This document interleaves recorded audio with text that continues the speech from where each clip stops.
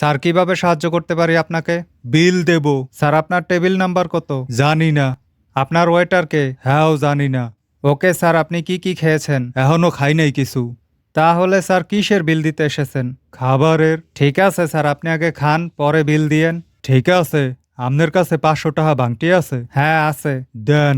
দেন, টাকা দেন। কিসের টাকা? ভাঙটি লাগবে না আপনার? হ্যাঁ তো দেন। হ্যাঁ তো 500 টাকা দেন।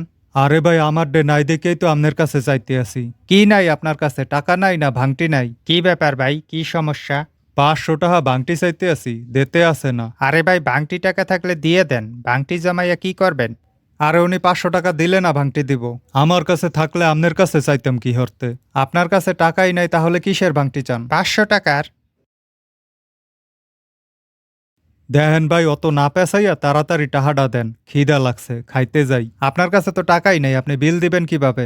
এই জন্যই তো আপনার কাছে চাইতে আসি, খাইতে হইলে ভাঙটি টাকা লাগবে। লাগবে না, যান খান, আমার কাছে ভাঙটি আছে, বিল দেওয়ার সময় ভাঙটি দিতে পারবো। হয়, কিন্তু যার কাছে খামু হের কাছে তো নাই।